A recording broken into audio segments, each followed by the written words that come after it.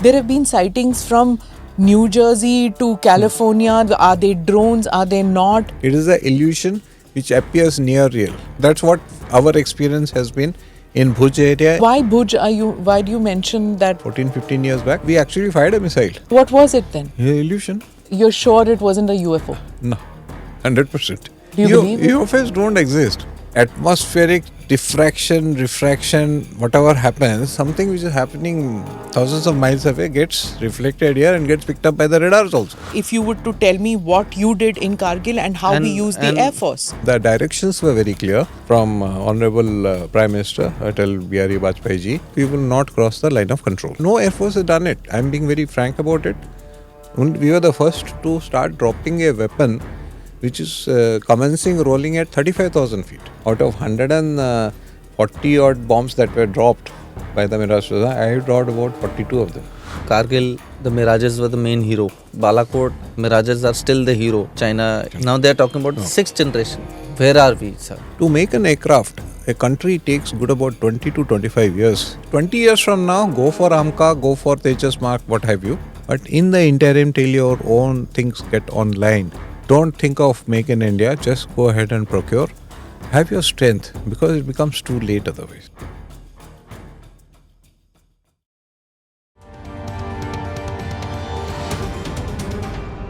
Namaste, Jai Hind. You're watching or listening to another edition of the ANI podcast with Smita Prakash.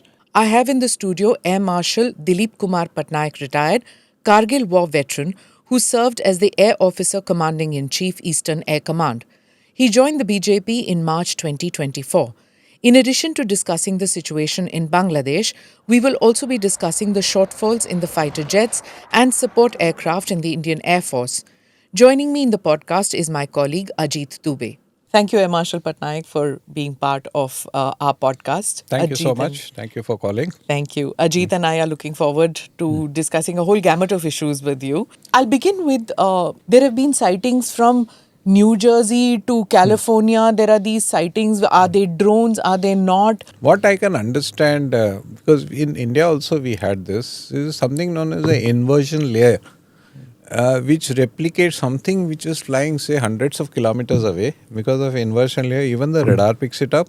And visually also it has happened. It happened in Bhuj, where people have fired at a thing which is looking like an aircraft. A missile has gone, it doesn't hit. Later on, after many trials, you get to know it's a inversion issue. So it's quite possible, in East, when I was there have been many cases of lights being reported by our troops. It came, it hovered and it went. So there are times reflection, refraction makes it appear as if it is close by. They have shown us pictures also that this is the light, this is what it has done. But it is happening somewhere else. No, can you explain, sir? Like troops, Indian troops report, army troops report that we have seen aircraft. Not aircraft, lights. Lights. Lights of like what type? Blinking lights, this lights, that light. They have mentioned. Where we have gone and positioned our helicopters there. The moment it is gets picked up, we'll send the helicopters to shoot it down. But by the time the helicopter gets airborne, it goes missing. Actually, it is a reflection, and it's a rare phenomenon. So, which even Americans, because who in his right mind will switch on a light at night and come and start doing things? If like it happened during the Balakot strike, everything was off. Mark my words, next year, December 25, again something will happen. Because the weather pattern is such, because of inversion, all these things are happening. Otherwise, actually, it is an illusion which appears near real. That's what our experience has been in Bhuj area and even in East sector. Why Bhuj? Why do you mention that? Bhuj is that because we actually fired a missile. So this was when, sir? This is about 14-15 years back. We fired a you missile. fired thinking it's a UFO? Not UFO, it's an aircraft.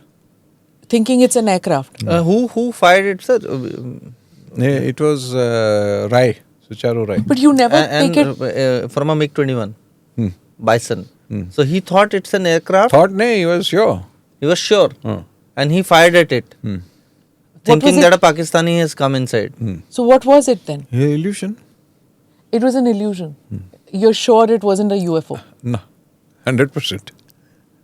Do you believe it? UFOs don't exist. You To think my that? mind. I'm 100% sure. Why? You're a man of science, that's why. It's not because of science. It looks unrealistic that UFO of a different planet will come and start doing things. It's good for... But what are these mysterious sightings? Sightings will happen. It will continue to happen. That's why I'm saying wait for December 2025. We'll have something similar because the atmospheric diffraction, refraction, whatever happens, something which is happening thousands of miles away gets reflected here and gets picked up by the radars also.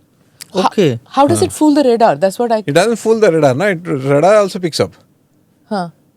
So the radar is picking it up as a foreign object, right? Huh. It's not picking it up as a light. It's picking it up as an object. Yeah. So if a radar is picking it up as an object, that means there is some physicality to it, not just...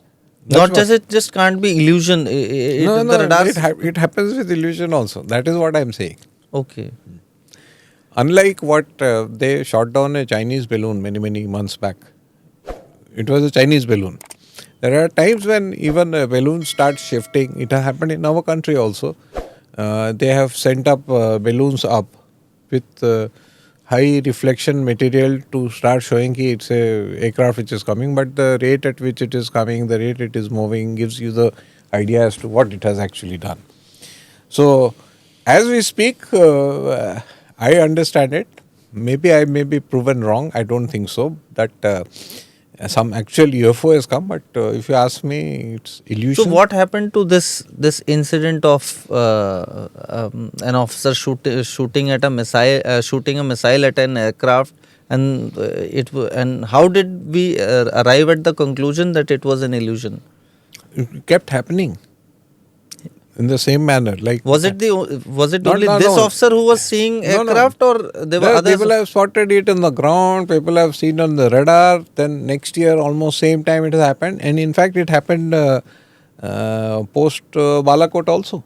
Now, the Americans have a big UFO culture. There are a lot of websites, magazines. Earlier magazines were dedicated to these UFO findings. They have their conspiracy theories. Why is it not that strong? Like, why don't we have, why do you think we don't have any such thing? We don't have this strong UFO culture, sighting culture here in India. Like you are saying, light plays games here as well. So, Yeah, you've got to give a lot of credit to our mythological aspects. What they are discussing now, we already had it before. We had... Kaise? How did Ravan take Sita? okay, that way. Okay. So we have a lot of stories already there. So it's there in our mind कि ऐसा होता है, हो सकता है.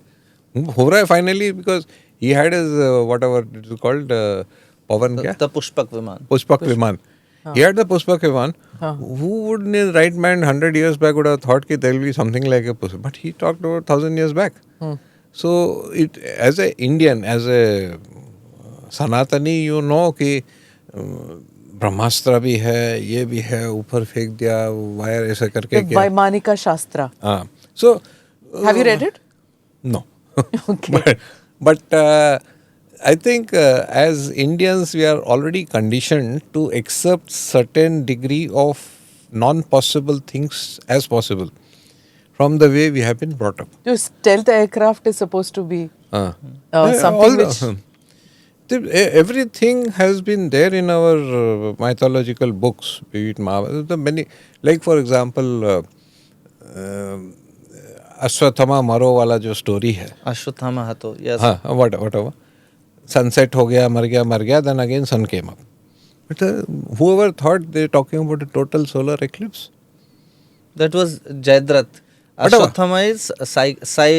Whatever, नहीं, they said ना sunset से पहले मर जाएगा.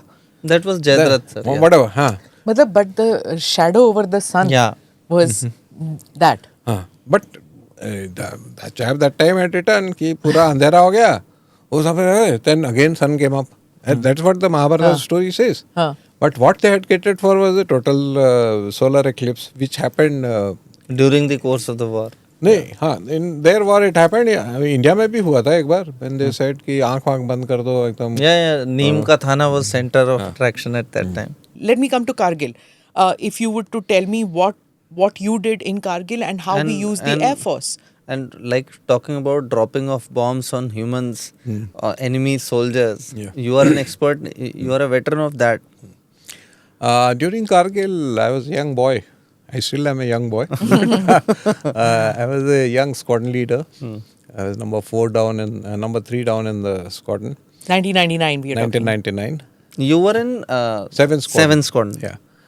You know, people say कि फौज में ज्वाइन किया मेरे मातृभूमि के रक्षा के लिए and all that everything is fine that is there what triggers you gets your adrenaline going is when you hear that the enemy is causing irreparable damage, killing people in the line of control is what gets you. So when the Mirages were inducted, we got inducted sometime around 5th or 6th of June, 4th, 5th of June. It was 26th, 27th when first Ahuja got shot down. 26, 27 May. May. Then A day later, Nachiketa. Nachiketa. Then we had my own course mate Pundir, and helicopter got shot down. The Me-17. Me-17 got shot down. And amongst all this, every evening there used to be a briefing wherein a lot of army people have lost their lives because of shelling that was continuously happening. So that was boiling on to us कि भाई कुछ तो करना पड़ेगा. We can't sit and watch.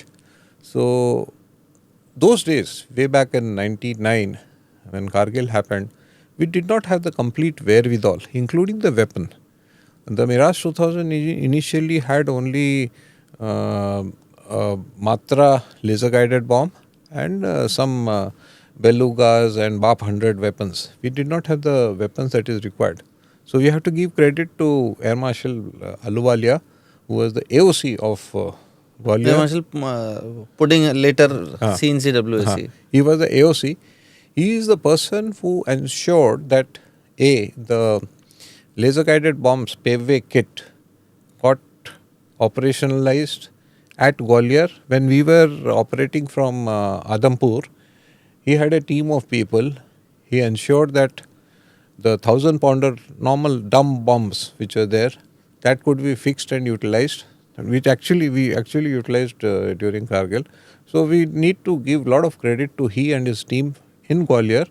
And we had Air Marshal, now that time Wing Commander Nambiar, who was also part of that. We had one technical officer by the name of Ravi. These 4-5 people, under the guidance of Air Marshal Ahluwalia, did a lot of innovative actions, which otherwise it would have at least taken 6 months to 1 year.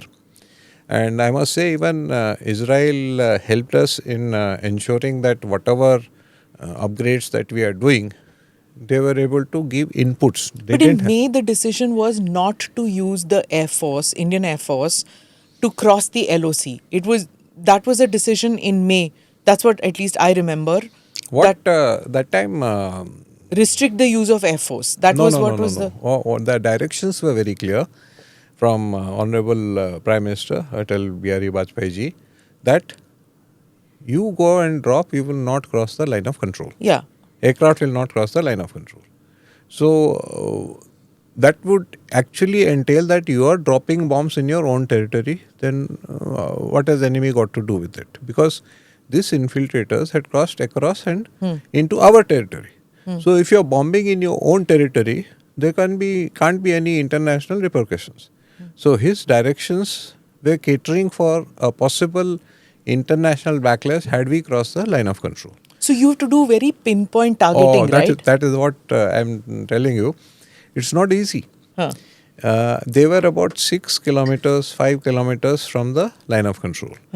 When they are 5 kilometers, aircraft that you are flying is flying at 550 knots, which is close to 1100 kilometers, 1000 to 1100 kilometers. Just a turn, a slight turn, if you don't turn tight enough, you are in LOC. You are across the LOC. And you have then violated your civilian Prime Minister's instructions. You can't do that. He was very, very clear, and I can say with all firmness that we followed our PM's directions. With not much of elbow room, but Unlike your enemy, which didn't even tell their prime minister that they are crossing the LOC. there are versions to that. Yeah. There is whether he was told or not, or maybe Nawaz Sharif was listening to I Mohammad don't Rafi know at that about. time. I can tell you one thing that while Nawaz Sharif may or may not have been informed, but their Air Force was definitely not informed what Musharraf was up to. That is where, as a student of military history, I can turn around and say without any doubts, you don't get the Air Force in, then you are in for trouble. And he went into trouble for that. And he did not get the Air Force in. He didn't. For our viewers and listeners, radio intercepts and diaries which were captured from soldiers, Pakistani soldiers, during and after the operation by ground forces of India show that there was severe psychological damage which was done on Pakistani soldiers who did not think that Indian Air Force strikes would happen and they would happen unopposed. At that, Pakistan did not send any aircraft to back their ground troops. Whereas India kept saying that Air Force would not be used, but Air Force was used. At least they were going by Indian media reports, who were told that Indian Air Force use nahi hoga, but Indian Air Force ultimately use hua, effectively use hua, and दूसरी side से Pakistani Air Force ने कुछ नहीं किया to back their troops. Am I right in saying this? I would just add one more thing. They didn't have a choice. I'll tell you why. Indian Air Force that time, the Mirage 2000, had something known as the 530T Beyond Visual Range Missiles, BVRs. Pakistan did not have, the F-16s did not have. So initial sorties that we used to fly, we used to pick them up. They were about 40 kilometers. They know the range of a beyond visual effective range about 20-25 kilometers. So they used to come, we used to pick them on the radar. They used to turn around, moment they used to touch 30 kilometers. Because they probably knew our Prime Minister has told not to cross. Not to cross. So we are not going to chase them. So they could come as close as 30 to 35 kilometers and because moment our radar is on, he will get a indication on that is a Mirage 2000 and he's got a 530D with him. So how does he know what you have on your Mirage? Weaponry? Everyone knows. We bought it. So they know. Like we know they have AF-7. It's a hint information. Okay. They will know. Okay. Like you flew to the border and were you aware that it's okay? Yeah, because his radar is also on. And his radar is on. My radar moment we used to reach short of the line of control, we used to turn around. So their ground radar must be telling that chap is turn around. So they used to turn around. Moment they used to turn around, their radar used to be picked up on our RWRs. Okay. And we used to get that symbol F. Moment we used to turn around.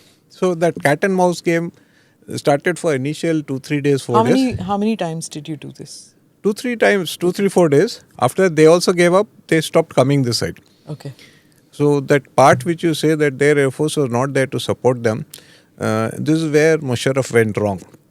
A, he did not keep their Air Force in line. B, their Air Force did not have the capability to take on beyond visual range missiles. Unlike Balakot time, where they had the AIM-7Fs, they also have the BVRs, almost similar. Did they use that against Abhinandan's aircraft? Whether they used it against Abhinandan, but they had it. They had because it fell in our territory. Oh, yeah. They did fire it. They fired it. Yeah.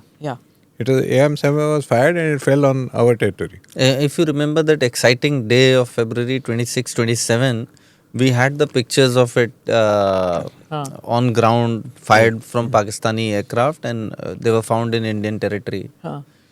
Which were even later shown at the press conference, which was held on 28th or 29th. 28th. Tell us about what happened on Tiger Hill when you were there, when you flew over it. If you see the topography of that area, Tiger Hill top is one of the places from where the entire Dras Kargil road is in line of sight. So what their job was to position people there, and they had artillery guns being fired on the road, and there is something known as fire for effect. Who had? Pakistan. We had already started with Bofors, right? Not yet. No, Bofors came much later. What happens? How does the artillery fire? It fires 1 or 2 rounds to see where the impact is taking place. Huh. So then he's told to make correction, okay, 30, 40, Left, right, okay. left, right, like that. Then when he fires 2, 3, 4, and moment he says, okay, it is hitting the tire, then they fire for effect. So this job can be done only when you know where the shells are falling. So this job was done from Tiger Hill, because from Tiger Hill you could see the entire route and know where exactly the artillery shells are falling. For the entire sector, to others also. No, from Tiger Hill it was a good sector for about 40 to 50 kilometers. कितने metre पे होगा? 5. From Tiger Hill is... This is the highest It's the feature highest. of that area. Huh. And they could, so it had two edges. One is, as you see Tiger Hill, one is the eastern edge. Nala and No, eastern edge and the western edge of Tiger Hill. So that famous TV which is there, where you can see the bomb falling on the people and they're dying. So that was causing the biggest problem for our ground forces, because the area is very, very steep. So to recapture that, anyone who's sitting on top and firing at you, even if he throws a stone at you, your soldier cannot take it, because you have to actually go to Tiger Hill to know how difficult it is for a person who is going from bottom to upper. Okay. So to take on that place, even if they have 10 people there, they can take on a 200 strong ground forces which is coming from upper. So ratios are close to 1:20, because they have advantage. These chaps, they can't see what is happening and they get shot. So that is the biggest problem which was being faced by our army. So that is what the right side was taken by Air Marshal Nambiar. At that time he was wing commander. It was a beautiful shot wherein... So actually the shot which we see, the missile taking off and hitting the target, causing the destruction, that fire lighting up that entire Pakistani post, that missile was fired by Air Marshal Nambiar. yeah, by daytime. The daytime. So now once they were told, okay, the eastern side has been taken, when army started going up, then they saw resistance from the western side. Okay. Now western side was taken on at night by, again, Nambiar and me. Okay. The first night hit on Tiger Hill using a laser guided bomb was done by me. So, Mirage. Mirage 2000, again with laser guided bomb. First time you were using those night lasers, right? Yeah. And these were paveway, sir? Paveway kits. Paveway kits. Okay. Israeli. Paveway kits with 1,000 pounders belonging, made by India. Made by India. Okay. That is where you have to give credit to Air Marshal Ahluwalia, because this integration of paveway kit with the 1,000 pounders, which is a made in India thing, brought down the cost to very, very low. But had you conducted exercises with those at all? No. That was the first time within time. So that ordnance was not even used Never. before. So you had no clue about I'll tell you. the weight, the precision. How did you do it? And that also night operation. So what happens is, while we were operating from Adampur, 2-3 of us used to come back, take the store, drop it at Pokhran, see its efficacy, and then get to know, okay, this is how it behaves, then we use it. It's not ki seedha use kar liya. So this 1,000 pounder clean usage was done by me and one squadron leader, Mohan Rao, that time. He was a flight commander, I was a deputy. So both of us had come back to Gwalior, loaded the bombs, went to Jodhpur, from there dropped it at Pokhran. Why I will tell you is, we had never dropped a bomb from heights of 35,000 feet. Never. No Air Force has done it, because this is the highest altitude, because the altitudes were 16,000 feet. Because they had shot down one aircraft actually, Ajay Ahuja's aircraft, that means we knew they had Stinger class of missiles. So we had to be safe. Suppose base is 16,000, add 10,000, 26,000. Which they were never supposed to use against India when they got the Stingers. No, it we was don't only know. supposed to be We for still don't know whether Afghanistan. it's Stinger or what. But Okay. So 26,000 was the lowest height that we could come down to. Now when you are dropping a bomb, you have to start at about 35 to 40,000 and start pulling out at 30,000, because the mush takes the aircraft Will another they take it 5,000. down? Okay. So you're starting actually at 35,000. Huh. So 35,000, the aircraft behavior is different. Okay. So that is what we wanted to see. How does it behave, the aircraft? Because no Air Force has done it. I'm being very frank about it. We were the first to start dropping a weapon which is commencing rolling at 35,000 feet. So what happens when your aircraft is on about 30 degrees dive? Your throttle is fully back, your air brakes is out, because weapon carriage has its own limitations. It cannot cross 0.9 Mach. And if your power is there, and in the same time you have to designate and see where it is hitting and make sure it is correct. Why? Because your own forces are very close by. You make a mistake, you will be dropping bombs over your own forces. So that is the kind of precision that was required, which is very difficult for a person to comprehend as to why he is talking this way. It was not easy. That's why what you said, ki jaise jaake kar liya, that is what we went and practiced.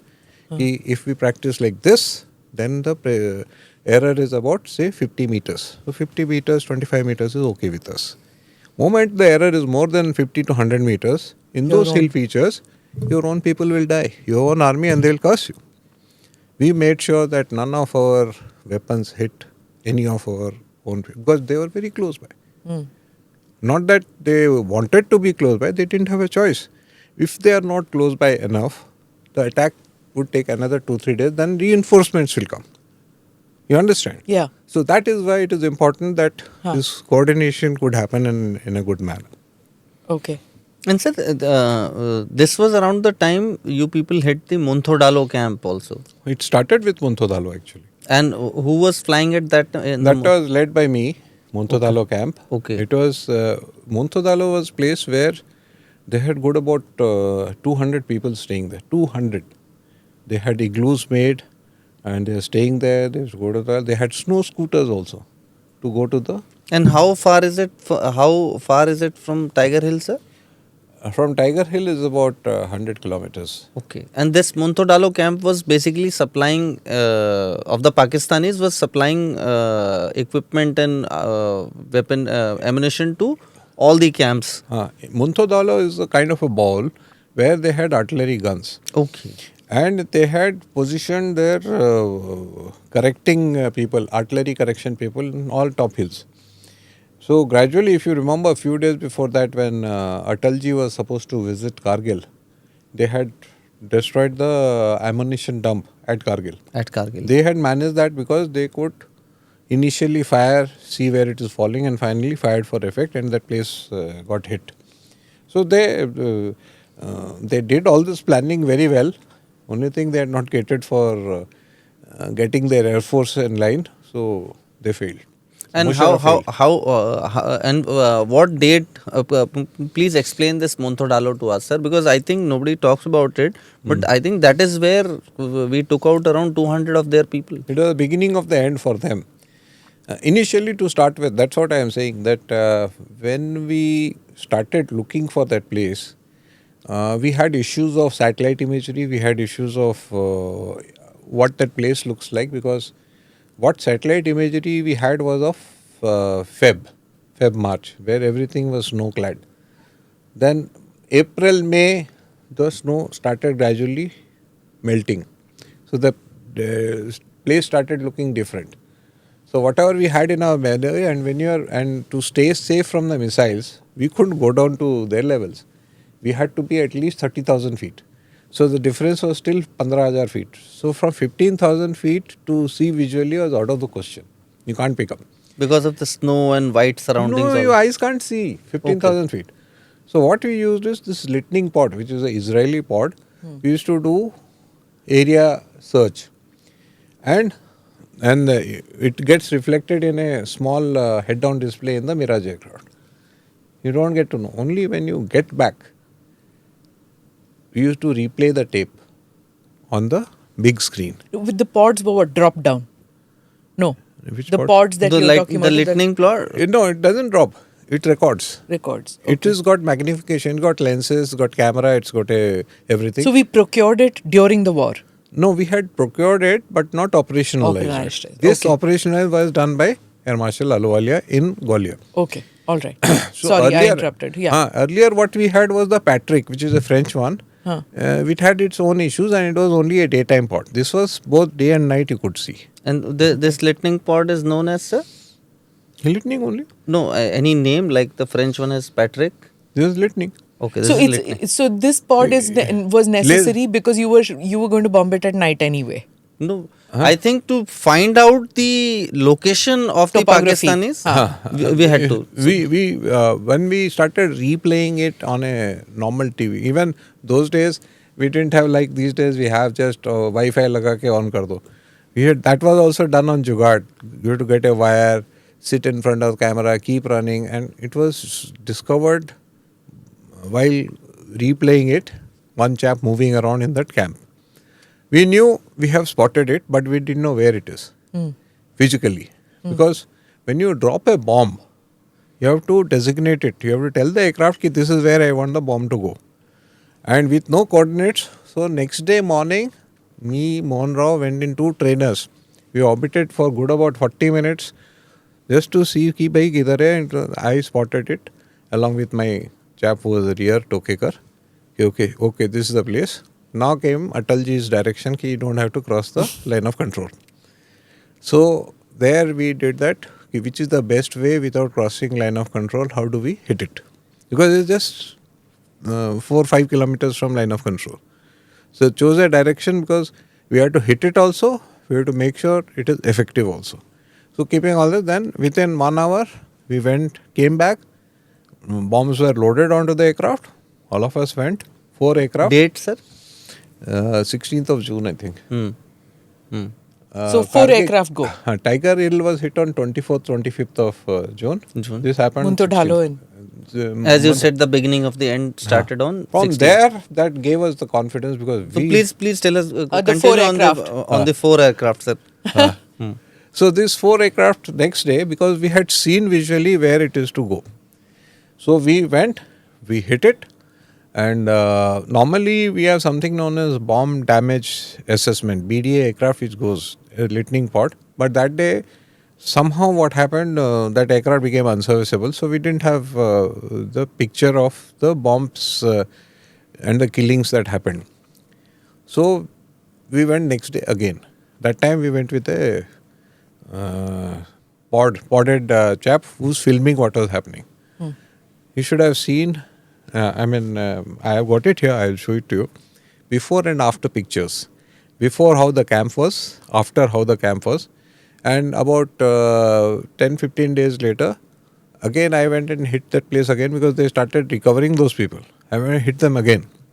There were 2 of us that time. This is about for 23rd, 24th of June.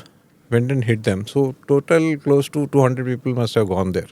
So that was what was the most backbreaking. Total 200 Casualty. plus people must have gone there. Sir, please explain this. Casualties.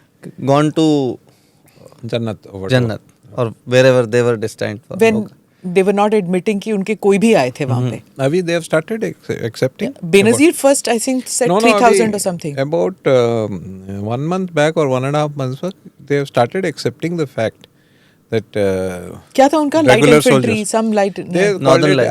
NLI, Northern light Light infantry Infantry. people. That entire one how many divisions were khatam karod na?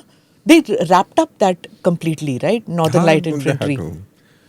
They didn't have a choice because what happens in Pakistan, I'm not concerned. We did our job and did a good job out of it. I'm very happy about it. And your gallantry medal is for the Muntho Dhalo operation or the entire?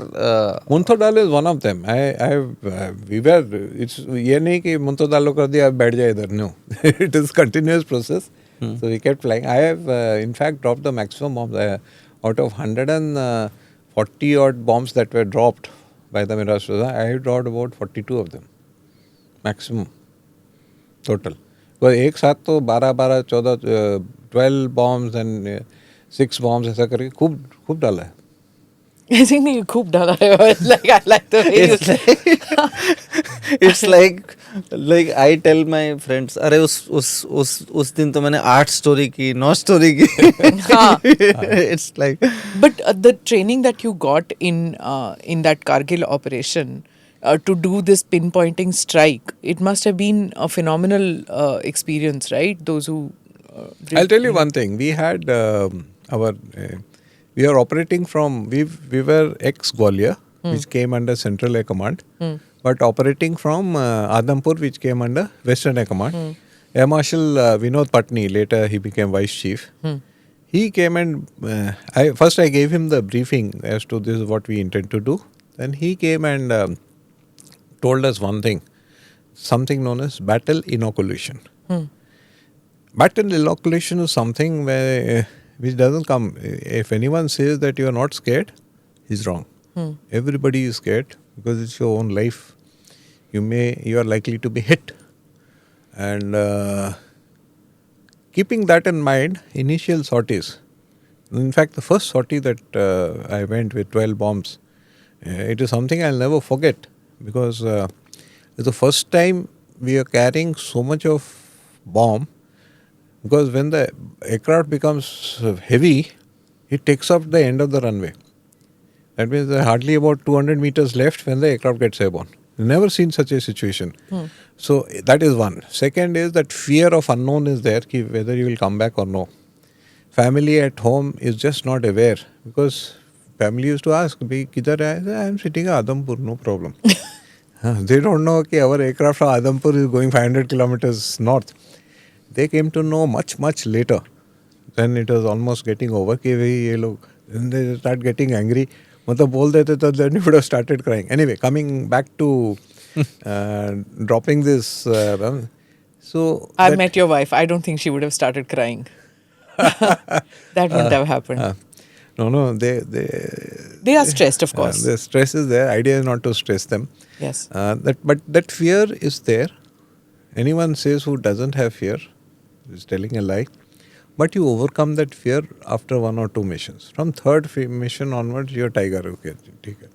So, and I will also say that that is where the man in you comes out. What about battle scars? After having dropped bomb on enemies, hundreds dead. When you come back, when you're retired, when you think back, anytime you have any kind of dreams, nightmares? In my case in particular, earlier days, you could see whom you are killing.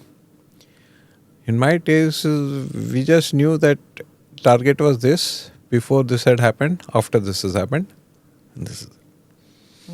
So, since you're not shooting or killing anyone directly, that repentance or feel bad factor is not there. And this gets further enhanced primarily because you are doing it with a purpose. You are getting back at someone who has not followed his dharma or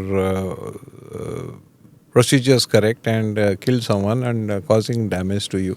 So, because we have not seen it, I have not seen it, but I know from my bombs at least 200, 300 people must have died. I have no doubts about it. But do I regret it? The answer is no. Because I have not seen it happen. And for a larger goal? There is no doubt. I want to hear all about the Balakot Operation, 26 February 2019. You were actively involved in that. Could you tell me, before we start doing the questions, tell us in your own words what happened then? I was the ACS Air Defense. I was at Air Headquarters. People call it Balakot, but it is actually Chuba Top, where these people were undergoing training. And Jaish-e-Mohammed. And it was known that it's a training location. And after what had happened on 14th of Feb at Pulwama, I must say that it needs guts to take a action of this kind, because it was the first time a target was chosen, which was, though it is within Pak-occupied Kashmir, but across the line of control. Good about 40-50 kilometers across the line of control. But is it part of POK or It's is KPK. it Khyber Pakhtunkhwa? It is very close to KPK, very close to the POK only. Okay. Let's put it this way. Okay. In KPK, but very close to the POK. But well across the line of control. Well across the line of control. So, fair enough, a decision was taken. We had the capability. We used the Spice 2000 bombs were utilized. And it was a classic case of hoodwinking the Pakistanis by having a pincer kind of a thing wherein some attacks were done in the south and diverted their attention, and this attack happened around 2:33 in the morning. Why was this chosen as a target? Because so far, whatever wars we have fought with Pakistan have been basically border wars. Nothing so much into depth of Pakistan. Even the surgical strike yeah. of 2016 was a border attack. Yeah, And that was ground attack. Ground attack, very close to the This border. was, like the government had said, it was an int-based operation wherein it was realized that training of these militants was being undertaken there, and some kind of a message being sent across कि wherever you are, we will hit you. So that was one place where actual training of this people who are being sent across the line of control was done. So that's how it was the job of the int to identify where and what it is happening, and an option was asked. Option probably was told that we can hit it, so it was hit. When you said pincer strike, what does that mean? Pincer means giving an wrong feeling, pseudo feeling, because they knew that something India is going to do post Pulwama because of. So the government of India statement initially was they didn't mention that it was anything to do with a counter attack. The words used was non-military preemptive action taken in the face of imminent danger. How is it a non-military action, preemptive action?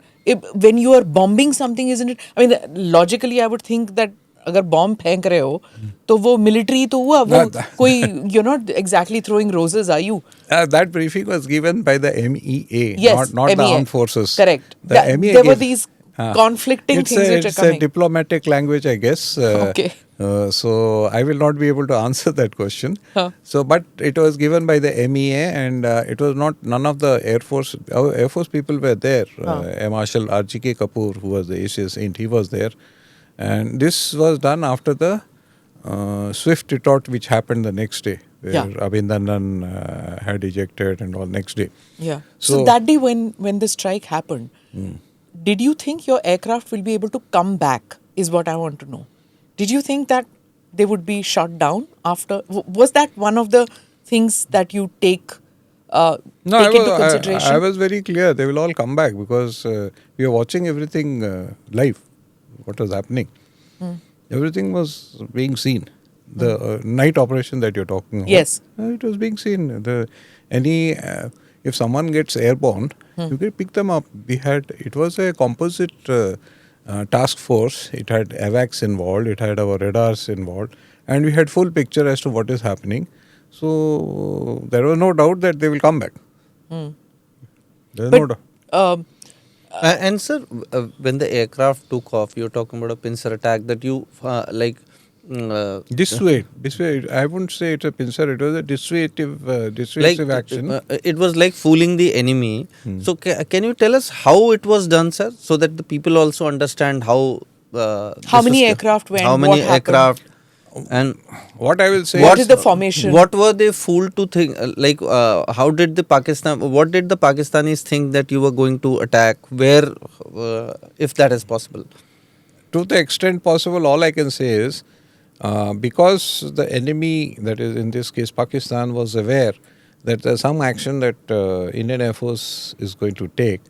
So they were thinking that some attack will happen Punjab. south of, towards the Punjab side. So rightfully, one odd means a group of aircraft get airborne, show themselves on the radar and start heading towards that side and then do a U-turn before crossing the IB. So when they do the U-turn is important because we have a 10 kilometers zone. If you go at high speed and do a U-turn, so they get airborne. You see everything on the radar these days because this is plains area. We have excellent radars which pick up. We saw them also getting airborne, trying to come this side, and they came back. So anytime an aircraft gets airborne, it has finite amount of time, about 2 hours, 1.5 hours that it can stay, and then finally doesn't have a choice but to land back. So these people landed back. The other main strike which was done, it was done in a very, very camouflage manner, wherein the plans were, people were sitting in the ATC at Delhi and various places just to make sure there is no much noise. It happened around 2:30 in the Where morning. did they take off from? So most of the aircraft took off from, from Gwalior. From Gwalior. From Gwalior, from Bareilly, from other places. From different spots. Different places. They all got together. They went to the extreme east, took a route which was extremely to the east, and then carried out the attack and came back. And most of the time, and there was AWACS also monitoring their route. And whatever the AWACS sees, it could be seen. How many aircraft went back? There were good about 40 aircraft total. And all 40 returned, and you knew that all 40 will return. There is no doubt. So what happened when 40 means all 40 didn't go and strike, but it was a mission.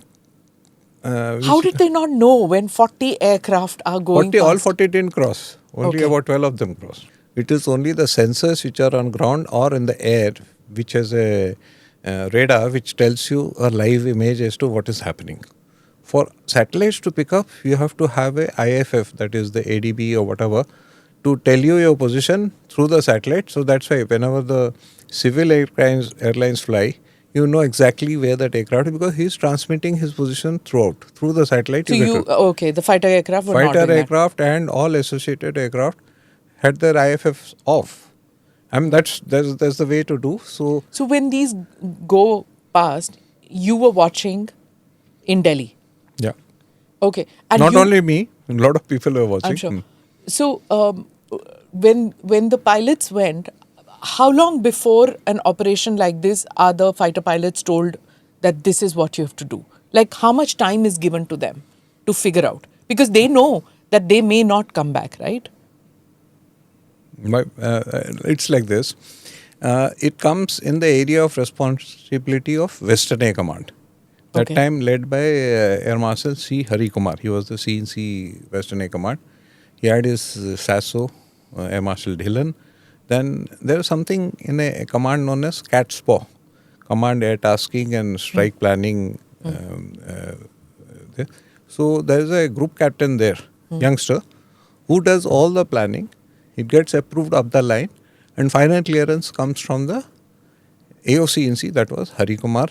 Okay, this is the plan to go. Then it is shown to the chief and the vice chief. So they are also aware.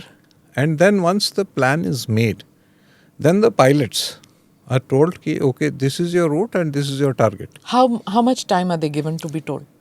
1 day, 1 week? What? How much? So what they do is, just for the sake of secrecy, they are told multiple targets. Not one target, because you have to feed in this data onto the aircraft system. So when you have to feed in, you are given 3-4 this thing. And on that night, when it happened, everyone's mobile was taken away. They were told it's a normal recall kind of a thing. All those who went inside, there was a total blackout of information as to what is, nobody knew what is happening. They don't know that from another station? Nothing. So the person who knew about it was the group captain. Group captain and the AOC&C of Western Air Command. Was the group captain also flying? No. No. He is the chap who's done the planning, and he's more interested in what the next one going to be. Next so wave. What rank are the fighter pilots? Are they the squad They can level? be flight lieutenant, squadron leader, wing commander. They're young, right? No, they are the experts. Like I was also Yeah, a fighter pilot, yes. No, I'm going to get to that No. part. I was also in the CATSPO just 4 years before that. Same job which he was doing. I was also in the CATSPO. Explain to our viewers and listeners what is CATSPO. CATSPO is something which is there in every command. It's Billi ka panja, in case people can't figure out. That is actually the nerve center of each command. So he's the guy, he's got a group of about 5-6 people every day. Then he gets augmented by another 10-15 people later. So what they do is, throughout their job is, every day they'll come out with plans, one plan, plan 2, plan 3. That plan consists of about 40-50 aircraft, how they will go, where they will join up, what is the fuel required, which is the weapon required, where are the weapons going to be positioned. It's not just weapon everything. Each weapon will need about 5, 6, 10, 15 items to be positioned. So from there, everything falls in place. So it's a very, very... So now let's come back to Balakot. What were the weapons that they were carrying? Can you tell us that? The ordnance. They are carrying basically, one is for self safety, they were carrying the missiles. The Mirages were carrying crystal maze as well as the Spice 2000. It was the first time that we've used, right? For Spice? In anger, yeah. Okay. Otherwise, they've been using Spice 2000. It's a Israeli bomb. So Spice 2000 was used. Then air-to-air Mika missiles were there. Then Su-30s had their own air-to-air missiles. And basic attack, ground attack was to be done by the Mirage 2000. Okay. And the support aircraft were carrying the air-to-air missiles. The Sukhois came back, or they crossed? No, they didn't. They didn't cross. They didn't cross. But they were very close. Okay, the Mirages crossed. Mirages crossed. Okay, how many crossed? About 12 of them. About 12. Okay, so everybody had complete confidence that all of them would come back. There is no doubt. Because what happens is, when you see your own chaps going, it is Western Air Command which was handling the operation. We were just monitoring. They were the controllers. We have something known as, from the cat's paw, we also have nodes, air nodes, which do the final controlling. So that is the person who's sitting in this particular place where we have a node. From that node, he had inputs of everything: AVAX data, the airborne position of all the aircraft, everything they had, and any pickup which was coming from their side, it was getting picked up. No, when all of you are sitting out there, you are aware at that stage that this is a historic thing which is happening, because since 1971, India has not conducted any airstrikes into Pakistan, and even when they did then it was different. Now it's different. You've chosen your targets. What is going on in your mind at that time? You must have joined the force after 71, right? Yeah, very much. So for you, it's the first time that you're watching this now? So Kargil you've done. But crossing over? No, that's what I'm telling you. This is the job of Western Air Command. They had people, they had the CNC, the SASO, the cat's paw, the Air One. They are monitoring from their side. What we were monitoring at Air Headquarters, they are also monitoring. Okay. So the responsibility and everything was with Western Air Command. Air Headquarters, we are just only the monitoring people. So when you heard about Wing Commander Abhinandan being captured, what was the first thing that went in your mind? We got to know he's captured through the media of Pakistan. We knew somebody had ejected, because it was an offshoot of next day, not next day actually. It was on 27th, February 27th. 2 days after. Second day when people came, and as a reaction to that, some of our aircraft went to chase them. And that is the time when Abhinandan was one of the last people to go. And since he had to go at a very high speed in a MiG-21 Bison, where contact could not be established for him to return back.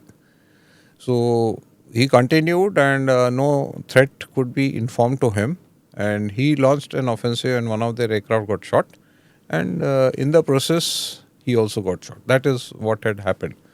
Now, we got to know somebody had ejected from the media of their side, and gradually from our side also.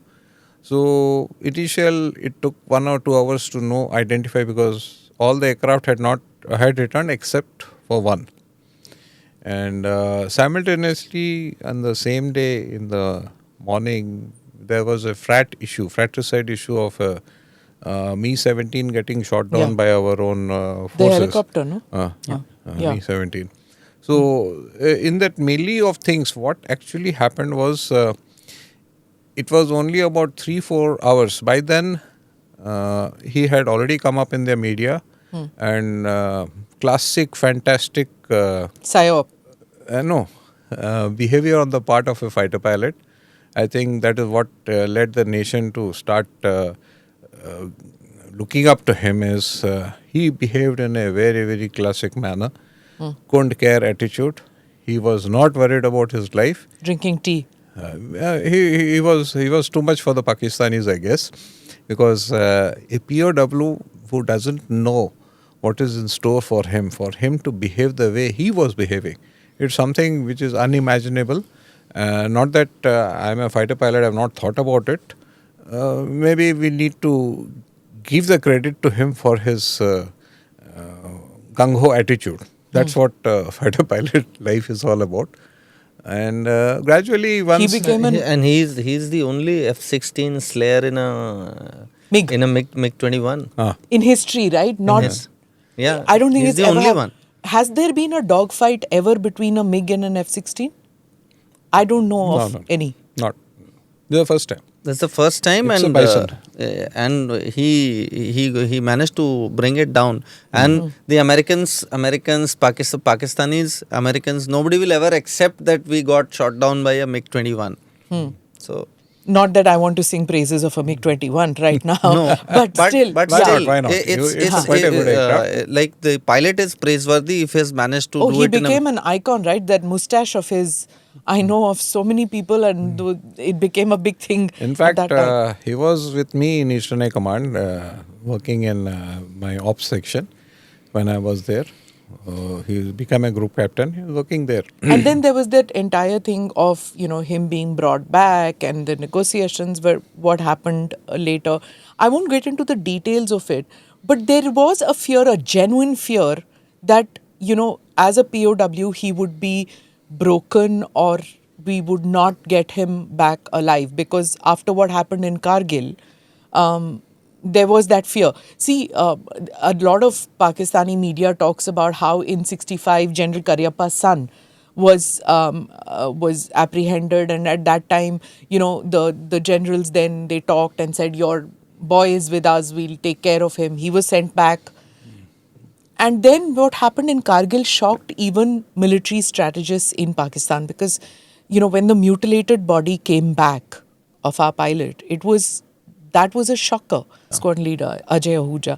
Now, when that happened, even Pakistani commentators say that shocked them, because they said that this is not the military which was trained by the British, where and we are one civilization. You fight a war, yes, but these are not the rules of engagement which the Indian military or the Pakistani military were trained initially. And they cited 65 and they said, what was this? This was a kind of a tactic which is not by a uniformed army, not by uniformed soldiers, where while we in Kargil returned back the bodies and we buried the bodies in India with full military honors when they wouldn't take back, you had that situation. So when I'm being a little long in my question, but I just want to, for people who don't remember what happened how it was when Wing Commander Abhinandan came back, what a big achievement it was to bring him back. Could you give me a little backstory about how important it was to bring him back? If you go back during Kargil, we had Nachiketa coming back also. That gave us the 100% hope that if Nachiketa came back, there is no doubt Abhinandan will also come back. It did take time because unlike Kargil, which the thing continued for good about 15-20 days after that, after he was captured, it continued about 15-20 days. Here, it's a matter of 4 days, 5 days. Within 4 days, he was back in India. And the fact of the matter is, once you show on media to the entire world that we have captured someone and he's with us, the Geneva Convention cuts in and there was no doubt that he will come back. Maybe it would have taken some time. But since there was a history of Nachiketa being returned, so we had no doubts. he's going to get back. That there are protocols in place to bring back. Yeah. Was there tough talking also which was necessary? That I wouldn't know because it is between Government of India and MEA and Okay. our... But sir, since you were in the air headquarters in the ops branch, in case he was not returned, were you planning for that kind of a scenario? Or were you even planning for... If you can define which kind of scenario, I will be able to tell you. Like if you have to take action, like swift retreat happened from the Pakistani side. Swift retort, yeah. But that was, they swiftly retreated, so I call it that, sir. So that happened from the Pakistani side. So were you ready for the escalation along after that? I'll just tell you one thing, that whenever such an action is done, all factors have to be factored, including escalation to the highest level. So we have to, just because we are taking some action doesn't stop there. Everything gets activated. The Southwestern Air Command was activated, WC was activated, forces in Eastern Air Command were activated. Things were starting to move, catering for all eventualities. And that's one good thing about the forges. We go to the worst case scenario, cater for it and plan for it. So even in this case, I can say that we had catered for all kinds of eventualities. What do you have to say about Pakistan saying that nothing of consequence was hit? Sirf kauwe mare hain. That's what they said. I would just like to repeat what HF Marshal Dhanwa had said, that they know. Otherwise, they wouldn't have done swift retort. If kauwe mare, so why did they do a swift retort? Why did they take the media out, the foreign media they took? They took them after quite some time. After about a month or something like that, they They took could have taken immediately. They didn't take. They said that none of the buildings were damaged. Fair enough. It's okay. If that, it could be two reasons. One is a face saving, that for their own people to say कि ये तो ऐसे ही कवा मार के चले गए, so we don't have to react. Had they accepted that हमको मार के चला गया, their own public would have got after them to do something more. So the escalation which did not happen, if you speak in retrospect, I think whatever Pakistan did it for the larger interest for the people of Pakistan. Is that why we didn't release any pictures? There was no belligerence on the part of either the government or anything कि हमने ये भी किया, हमने वो भी किया, हमने इतने लोग मारे, because we also didn't want to escalate it? Rightfully so. You're not saying yes or no. I will say that as a armed forces person, we are not here to fight a war. We are here to stop a war. So how do you stop? By ensuring that there is a degree of deterrence. So Balakot was for deterrence? I won't say deterrence. It's just kind of A strong message? Message across by our leadership to say that we can even do this. And it was done to the extent that was asked of them. That it's not just a shallow strike that we will do as in the past, it's a deep strike that we can do. So not a shallow strike, not a surgical strike, but a deep strike right into the belly of the country. When the Air Force is used, it cannot be a shallow strike because of the weapons that it carries. It is very devastating. And only a person who has dropped these bombs will realize the kind of damage, and we have something known as mean area of effectiveness of a weapon. So when we drop a weapon, we know. And when we drop this during peacetime, we exactly know how much of damage that is caused. So when you do it over area where human beings are settled or staying, or albeit they may be militants or what have you, we know what kind of damage is going to happen. So that is one fact which we are very, very clear about, and that is why when the Air Force is utilized, there is no doubt in our mind it is going to have devastating effect on the whatever it is being dropped on. Sir, we talked about Kargil. The Mirages were the main hero. We discussed Balakot. Mirages are still the hero. 25 years later, they are still the mainstay. You have Su-30s, which are relatively younger in service than the Mirages, but they play they are the side hero. They are playing a side hero role. The Mirages are the mainstay. Now, we are here in 2024. We are still And this case for more Mirages started in around 2002, 2003. We needed 110 more, and then we had the 126 MMRCA, which didn't fructify. We had to settle down with 36 Rafales. We have not had a 4.5 plus generation aircraft, which we need. So, and on the other side, we see, as we discussed, that Pakistanis in 99 didn't have the long range or any BVR missile. Now they have longer ranges of air to air missiles now. China is helping them. China itself is now going to have its fifth generation. They are already, J-20s are already deployed. Now you have onto the sixth generation. Now they are talking about the sixth generation. Yeah. Where are we, sir? And how badly do we need these aircraft? The way I see it is, let's go to the Rafale deal. In retrospect, I feel the present government, BJP in particular, should not have stopped from buying more, if you ask me.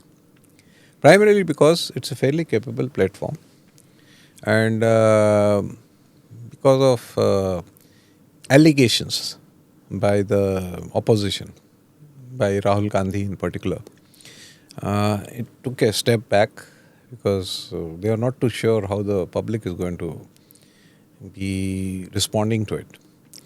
The way I see it, not as a person but a citizen of the country, is it sounds very nice that when the Congress was wanting to buy it, cost out only 647 odd crores, and when the BJP is buying it, become 1500 crores. I think there's a very, very simple explanation for it. Let's put it, suppose you want to buy a Innova Krista. Okay. The base model is maybe about 13 odd lakhs, and the top model comes to about 24 odd lakhs, minus the taxes, what have you. There's a difference of 10 lakhs. So what the government probably failed to convey to the public is what the Congress was planning to buy was a base model, but what they have bought, which increases price. Like for example, the Rafale has come with 80% serviceability, which means as good as having almost 1/3 aircraft more in terms of spares. It comes with the good missiles. It comes with India specific enhancements, whether it is the Meteor, whether it is the Scalp. All this costs money. What the government earlier had negotiated was for a basic aircraft. Aircraft, nobody gets scared. You can only make noise unless weapons are put. And that aircraft needs to be available. If you're buying, say, 36, out of 36, at least 32 should be getting airborne every day. To make that 32 aircraft airborne, your spares are worth about 45-50 aircraft for quick replenishment. So that's how the price of an aircraft goes up. So this probable factor was not informed, and plus there were politics involved in it also. So this is something I still feel there should be no politics. Second is this issue about Atmanirbhar Bharat. Very nice, very good this thing. But to make an aircraft, a country takes good about 20 to 25 years to make it successful. We don't have AMCA anywhere in the horizon. The Tejas Mark 1 or Mark 2, what have you. We are having problems in terms of the engine. You can't ensure that the enemy will not do what it wants to do. Like, for example, let's go to Galwan. One of the main reasons I feel that whatever overtures that China had made, it did a stop and thereafter almost got back to equal monitoring of the territory, is primarily because the Air Force had responded in a very big manner and we had the Rafales with us. What Rafale can do in that area, their aircraft could not have done. what our Rafales could have caused damage to the ground forces. They wouldn't. It would have been almost a Kargil repeat because of the firepower and the ability of the Rafale compared to what China could have done, because their airfields are far, far away. But now they have made airfields. Making airfields doesn't help. But they've also, now it seems they have bombers, reconnaissance aircraft stationed out there.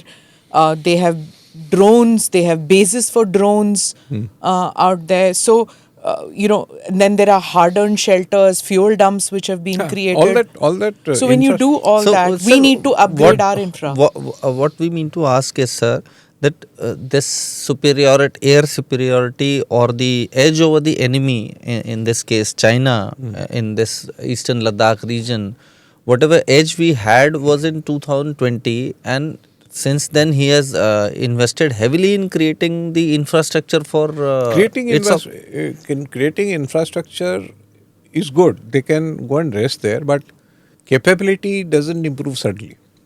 Because if you are taking off from an altitude of 10,000 feet plus, it is you can fool everybody, but for an aviation expert, he knows he can't get airborne more than, say, 200, 300 kg of ammunition. So do we still have the edge over them? As of now, yes. As per some estimates, the total number of operational flying jets of the Indian Air Force has dipped below 1965 levels. The sanctioned strength is supposed to be 42 squadrons with 18 to 20 aircraft, but we have 30 right now. Is that right? And why has that happened? It is a continuously depleting thing, primarily because somewhere down the line, if you look back, we had been asking for more aircraft for quite some time. We bole to Indian Air Force. Indian Air Force and armed forces in particular, we've been asking for quite some time. And it's been like Mr. Anthony actually turned around and said that there is no money to procure the Rafales. Yeah. Right? Then that was Dr. Manmohan Singh's government. Then when the present government came, they had a relook, and the geostrategic situation also changed to the extent wherein they took a decision. Now but it's still a cumbersome process which is going on, right? No, I'm coming to that. So, while the procedure is cumbersome, the fact of the matter is when the political leadership takes a call, कि ये ऐसा होना है. So, though it may take 4 years, 5 years to procure because of the cumbersome procedure, but it is coming. So, in the previous government, that is the Congress government, just took a decision to keep delaying it, assuming that nothing will happen, and of course, fortunately, nothing happened. So that is why one place they were right is nothing happened. But the present government came, they took a decision. They went ahead with 36 Rafales. But is that sufficient? The answer is no. They say that if they're not sufficient, then that MRFA tender and all that abhi tak atka hua hai. How many years that global tenders have not been put out? That is what I can say now, because 2 days back only, I think the Defence Secretary has been asked by the Ministry of Defence to do an assessment. But one thing that is going to definitely make a difference is we have taken a Atmanirbhar Bharat ka decision ki we will make it in India. It has two facets. One is, if you actually want to do Atmanirbhar, it will take 20 years. Correct. Otherwise, you are fooling yourself and the world that bringing assembly together, getting your this thing is not Atmanirbhar. Like wo Tejas Mark 1 atka hua hai abhi. So, if that is Atmanirbhar, then I have nothing to say. But if you actually want Atmanirbhar, 20 years hence. But it can be simultaneous, right? No, it can be simultaneous, but you have to fight a war. You can't have a second run stuff. So if you want to be, I stand corrected. It's not fighter. You have to have something known as deterrent quotient. As we speak, is the deterrent quotient good enough? With China, answer is no. With Pakistan, yes. With Pakistan 5 years later, answer is no. Answer is no. Because if they get the J-20s, if they get the J-35s subsequently, which depending upon how much money they have, if they get it, so we will be in the catch-up race. So my point is, 20 years from now, go for AMCA, go for Tejas Mark, what have you. But in the interim, till your own things get online, don't think of make in India, just go ahead and procure. Have your strength, because it becomes too late otherwise. That's what I mean to say, that make in India is fine, it can happen simultaneously, but just to assemble and do it in India, if it's going to cost more money also. So why not order, have a stage, continuously start developing. It's not just the fighter aircraft, right? We need the fuelers, we need Everything. all the force multipliers, we need Netras, we need all these, right? So that is to have a bigger aircraft. China took 40 years to make one. That also not proven. So it's like this, why go for making something, inventing the wheel when something you can get it. But fact of the matter is, no way. Like for instance, the 777 which our country has. Could we have made a 777? The answer is no way. No way. But why have we got the 777? Because the country needs it, and it's a question of the best should be there. So look at the country part of, from the country's part. Do we need the best thing to be present for our country's security? The answer is yes. Can we make it? The answer is no. Can we make it after 20 years? The answer is yes. What do we do for this next 20 years? The answer is buy one, go for this MRFA, get them. It will take about 4, 5 years, 6 years to come. And in the meantime, continue with it. After 20 years, don't even look at that country. Make your AMCA, make your this thing, be self-sufficient. But till then, to have that deterrent quotient plus in your favor, you need to buy. This is what this bureaucracy and the procedures need to understand. Don't ask 10 questions, and we have to keep the opposition also in sync with this as to don't make unnecessary avoidable noise about Rafale mein chori ho gaya, ye ho gaya, wo ho gaya. No, it doesn't help. It doesn't help the country. JPC number now. So it doesn't help that way. That's all. So I want to ask you about this drone attack which happened in Kazan, Russia. Now 8 drone impacts, 6 hitting residential building. So now what we have been reading so far, that drones are force multipliers.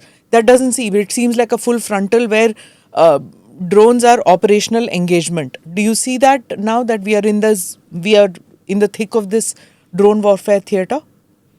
You see, I commanded a UAV squadron, and that was way back in 2004, 2005. There's a time I had made a statement that in a contested airspace, they are no good. When I say no good, means actually no good.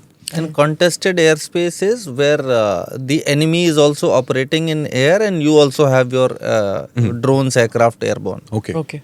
So what has happened is they used the drones. They couldn't have traveled, say, 1,000 kilometers from Ukraine or whatever. What they did in Russia is a classic repeat of almost what happened in USA. Twin Towers getting 9/11, hit. 9/11. But in this case,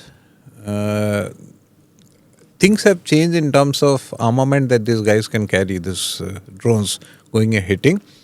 And you have to have people within your country assisting them, because to carry such a big load and travel 1,000 kilometers and hitting it.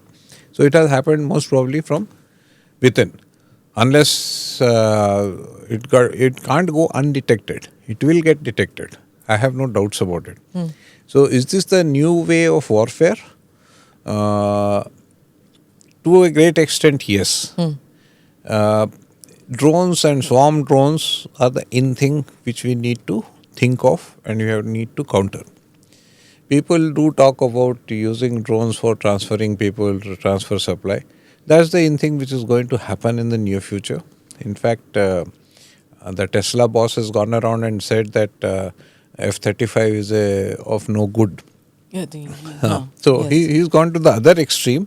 But fact of the matter is, the Best part about a drone is there's no human being when it happens. It's like a kamikaze job. So since nobody is dying, and even if it gets shot, it gets shot. It's okay. But a fighter aircraft or a transport or what have you, it's going to carry a human being. So if that option is taken, it's a good way to go. Now coming to the cost part. If you start making large numbers, like they are talking about a fighter aircraft having multiple drones under its command and sending these drones to attack. So if it is going to cost less, that's the way to go. Yeah, like your laser pods that you were using. Those, if No, those, they are not less. those, yeah, Bombs were, Yeah. it is like a bomb. It is being used as a bomb, Correct. but it should not be too costly. huh. If it is not too costly, use it. Yeah. Because you don't lose a pilot also. भेज दो उसको. हाँ. ज़्यादा क्या होगा? They will shoot it down. Fair enough. That 10, if you send 10, 3 को मार देंगे, 7 will still go and hit. So, like that cat's paw chap does this hisab kitab, he goes by this only. Probability of 10 being sent, how many will hit? So he will say, okay, 4, with 4, what is the damage? This much, okay. He'll send 10. He is ready to accept 6 getting shot. 4 to jaake mara na. So this, Russia also same thing must have happened. They must have sent about 10, 12. Will it make fighter aircrafts obsolete No. in the times to come? At least not in the next 30, 40 years, no. 30, 40 years. Not in the next 30, 40 years. Okay, Elon Musk, rethink, please. So you are with Tom Cruise in terms of future of unmanned and No, I am manned. being realistic, that's all. It's not because I am a fighter pilot I am saying this. There are many things which a human being can do. So, but increasingly in many countries, like for mall security and all that, there are robots involved. For bomb disposal, we are using robots also. So, I just want to know, like, when these aging aircraft, which we have, they are falling with accidents and all that, are they going to be replaced with aircraft only, or they're going to be replaced with drone in the future? No, drones are there, but not the big drones. Here I would like to say that we are going in for all these costly toys Predators. from predators and all. Actually, they are no good to man or beast, if you ask me. Because in a contested airspace, they themselves have lost it. I guess 2-3 days back, somebody in some Houthi or somebody shot it down Put it down. accidentally. No, that was, they shot, it was a fratricide of F-18 getting shot. What I am saying, just give it a thought. They are willing to give you all this predator and all, primarily because when they fight, this Americans they fight without, in a non-contested airspace. We have China, we have Pakistan, and very soon we'll have maybe Bangladesh also. Moment we send, it has got something known as radar cross-section. It gets picked up by the radar. Moment it gets picked up by radar, we have air defense weapons, you can take them on. So, it's a very, very costly thing being bought. What? Instead of that, like you just mentioned, buy drones. 100 drones can come. उसमें से 40 चला भी गया तो at least 60 will go and hit. That is what we should go for. Low cost option, go rather than buying a drone which is, because now it's a matter of maybe another 4 or 5 years. What we can see from space, this chap can see. Drone can see. I have commanded a RP escort and I know the quality of the picture, the pixel levels, everything. And so it's pointless sending a very costly equipment because once it goes, it goes. Very fairly costly, as much as close to $20 million one piece. Let me come to Bangladesh. With the fall of Sheikh Hasina's regime in August of 2024, and with the current regime taking a very confrontational, stand against India, and gravitating towards India's rivals, which is China and Pakistan, how does it impact on India's security? As far as Bangladesh is concerned, I happen to belong to Odisha. My wife is from Assam, and Bangladesh comes in between. Not only that, I commanded command. So it's Pati Patni or wo, actually. So I commanded a command which had about 4,000 kilometers of borders with Bangladesh. And it was not very long back, about 3 years back, their Vahini people who used to come every year. Mukti They had Bahini. Mukti Bahini. They had come and we had exchanged scarves. They had a good interaction. It came as a big shock to me when things started changing. Initially, I thought it's only Sheikh Hasina that they did not want. But apparently, over a period of time, as you've seen the things progressing, things are not sounding or looking too good as we speak. Hints are there that from not a hostile country, it has started becoming near hostile or in some cases even hostile acts. And something which had not happened, like we gave, I would say we facilitated the country to come, and the least we expect is for them to turn around and start blaming us for it. So it has come as a surprise, and as we progress, I will tell you how this change in stance of Bangladesh is going to affect our security in which way. So they have a 4,000 odd kilometer border with India, and its trade, everything is dependent on India. So do you think that Mohammad Yunus would really jeopardize his country's security as well as internal stability and the welfare of his people by antagonizing antagonizing India in such a manner? Do you think it's something that he hasn't factored in? If you ask me with a sane mind, if I were a Bangladeshi, and I would urge the chief executive not to follow the path that he and his people are following, primarily for the same reason as you said, because economics is a big thing. You have to look after the people of your country. It should not be like Pakistan, where they have forgotten about the welfare of the country and gone around creating massive amount of wherewithal as far as the armed forces is concerned. Because anything you buy, whether it's an aircraft or a ship or a shell, everything costs money and it has to come at the cost of something. And that something is the welfare of the people. If Mr. Yunus understands things, it's a matter of time, maybe 2 months, 3 months of show off or whatever stance they will take. But at the end of it, to my mind, better sense should prevail, and they should not get on to spending more money on armed procurement of arms and spend more on their welfare. Second part is it's almost a landlocked country except for a little bit of entry to the ports from the sea.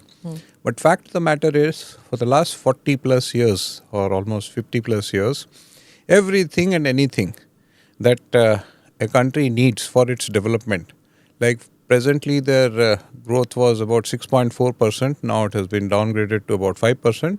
And if they continue like this, it will slide down even further, because you name it, auto parts, electricity, what have you, everything goes from and India. Food, staple food. And staple food. Rice, yeah. Sugar Rice. is coming in. They've asked for sugar from China, I believe. Everything, whatever they ask from any other country, any other country, a chap can be a good friend for maybe 2 months, 3 months, but after that it will start pinching that country also. And to get sugar or rice or anything from China, it will going to cost them almost double, if not more, for procurement. And where are they going to absorb that money?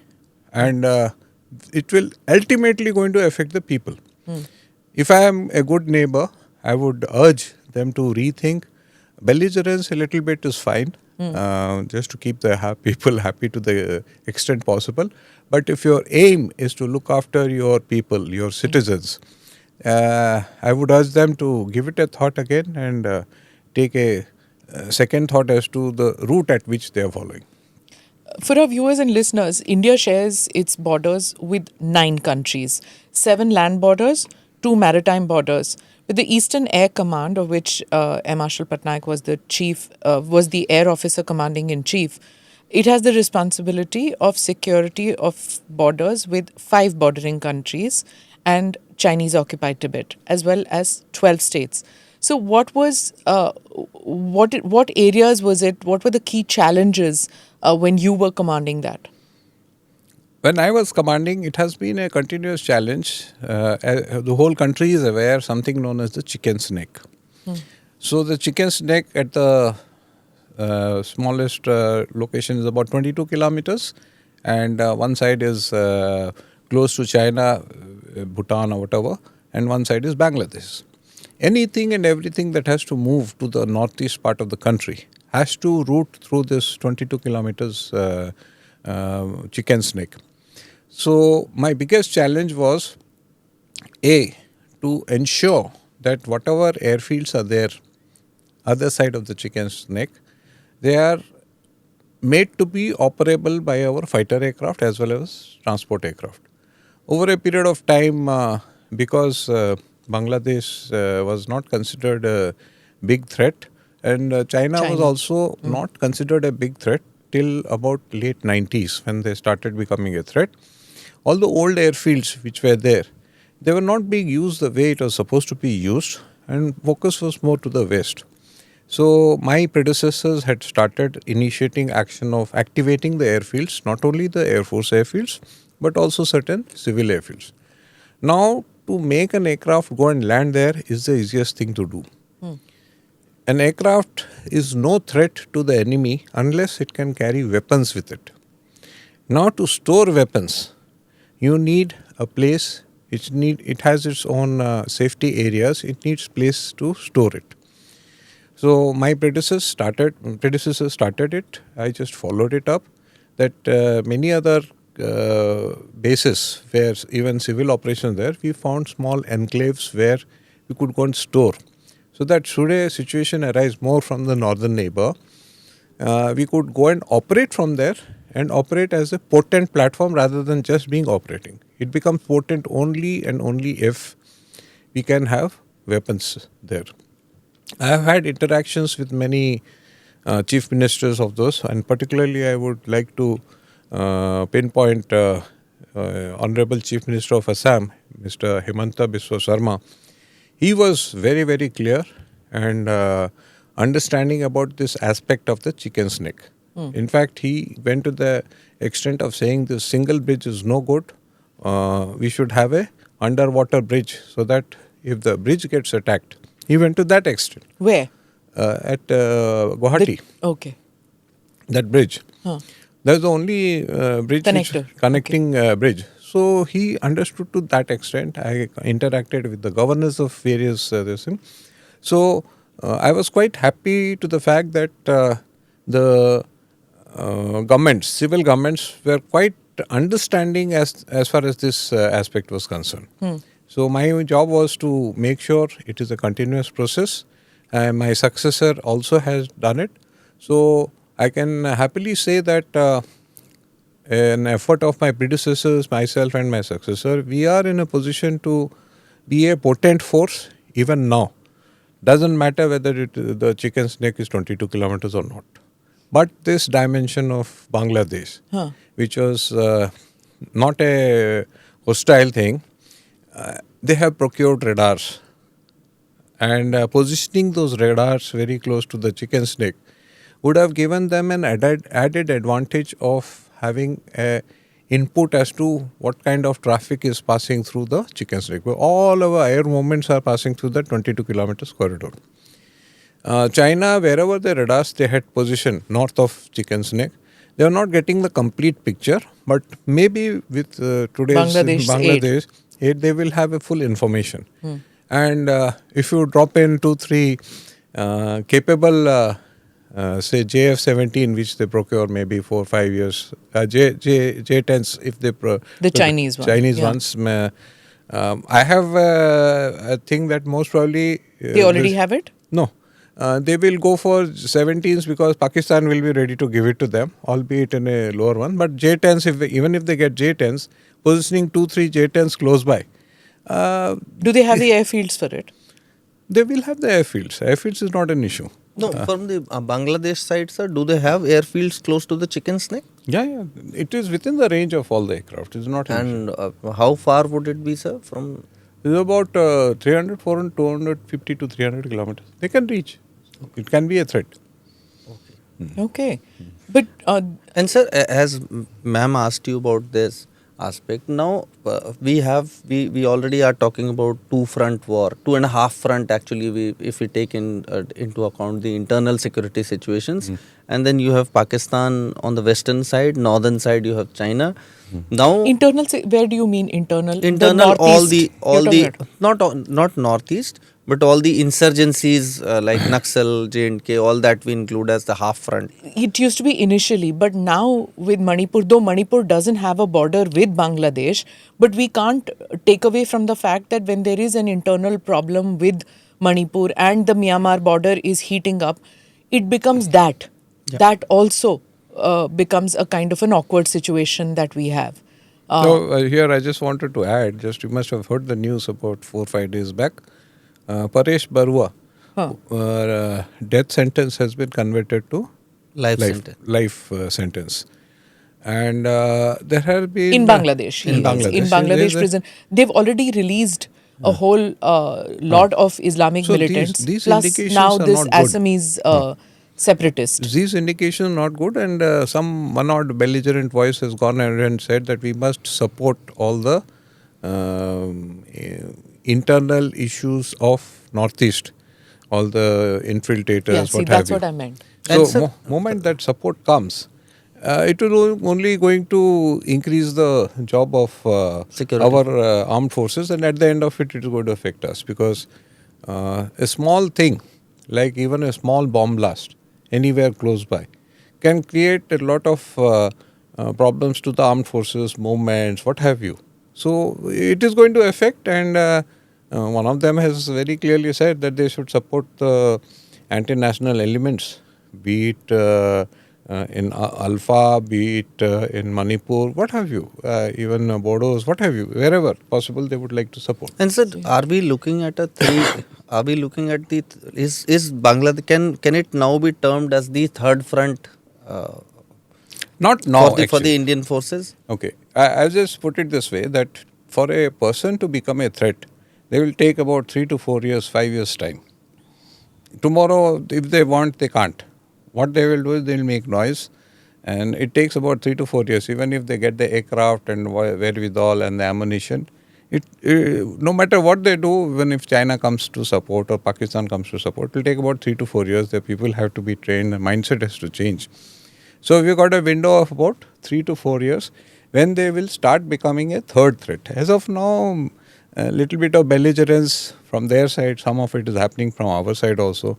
I heard someone even going to the extent of saying that they should have a nuclear weapon.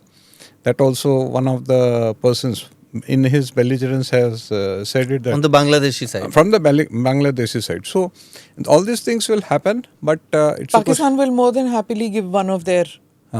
It won't be difficult for them. Nah, it's not that they would be more than happy. They will want it that way. Yeah.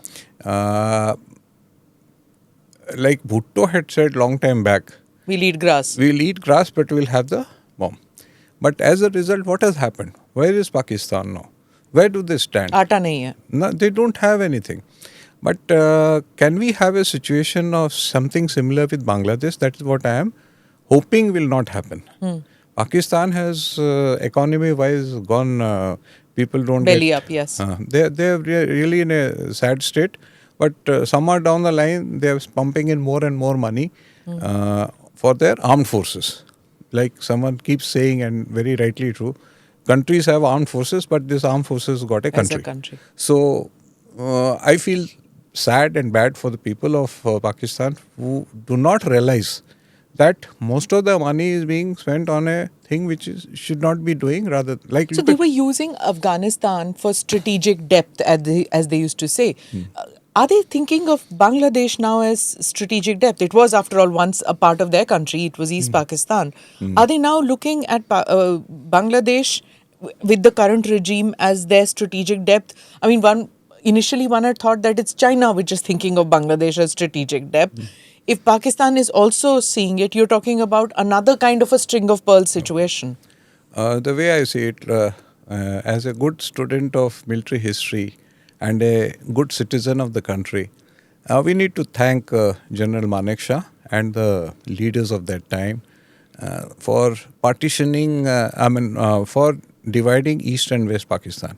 Just look at it one way, that had East Pakistan continued to be East Pakistan, and the kind of good feel-good factor that was there, that it is not an armed one and not a hostile one, many things improved, including the economy of our country.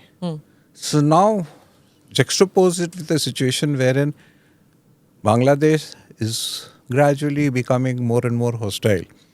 So it is going to affect everything that the country thinks of, including the Vikasit Bharat that we talk about 2047. I have no qualms in saying that somewhere down the line, Indian economy will also get affected if Bangladesh starts becoming more and more hostile after 4 to 5 years from now. I am going to come to your life as a civilian.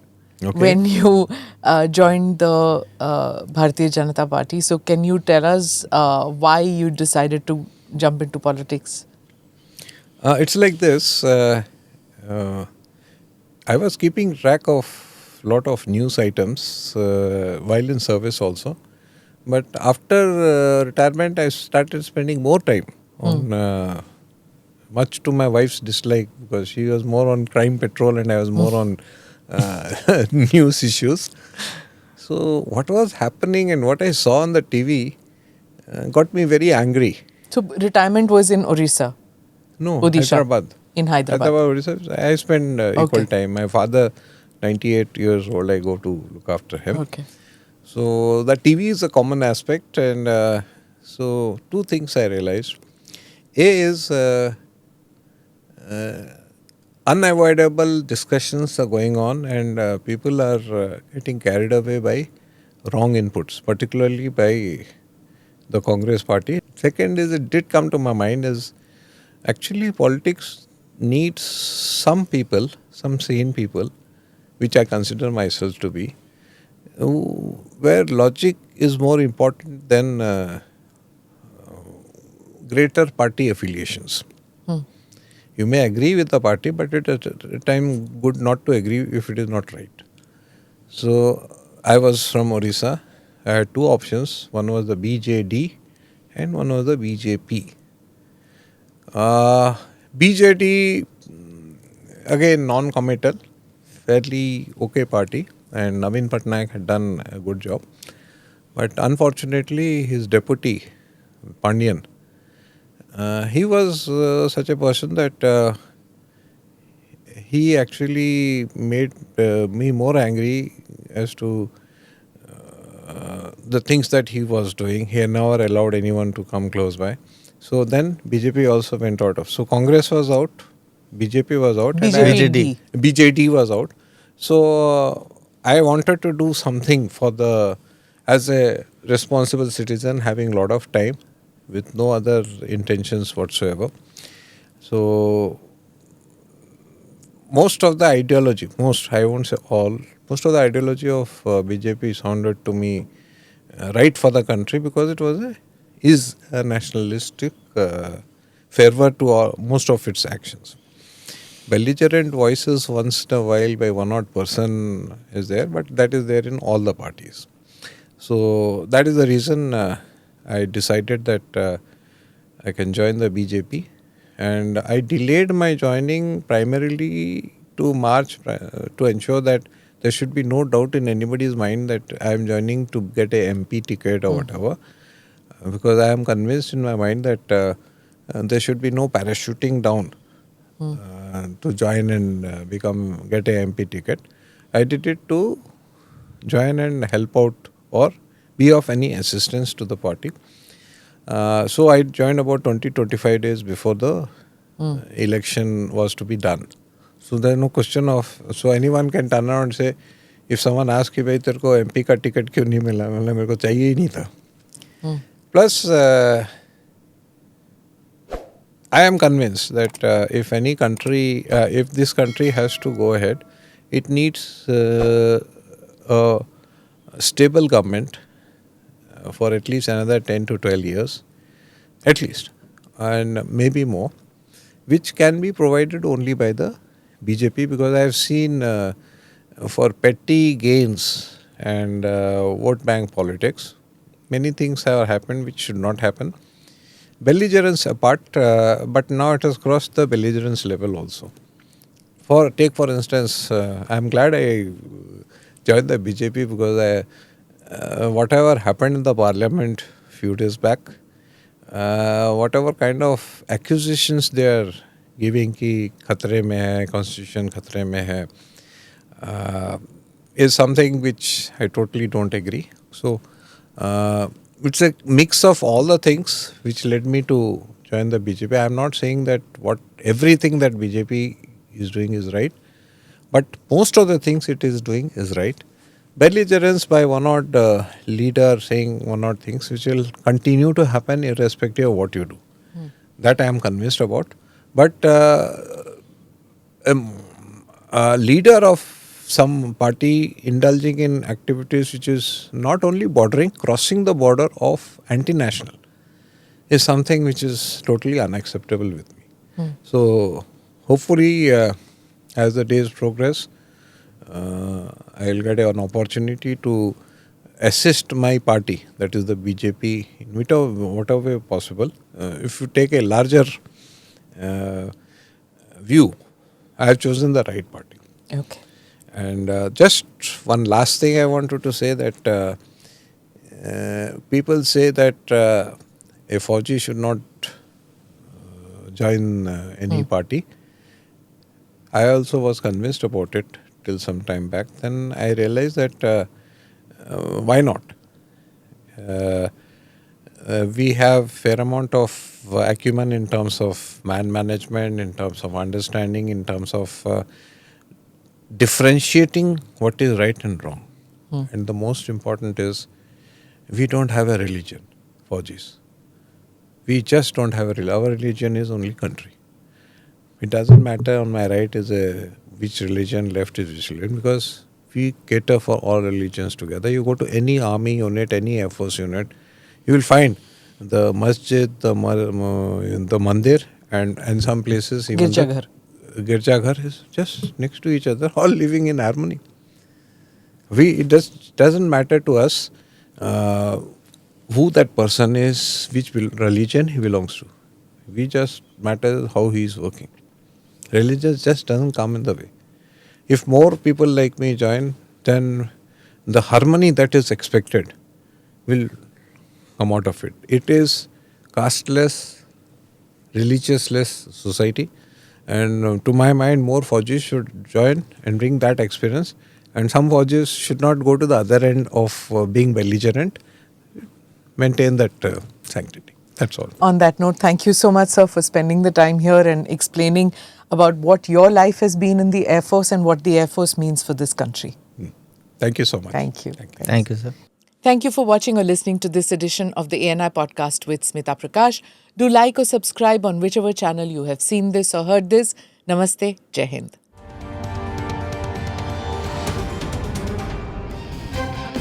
Click here to watch the previous episodes.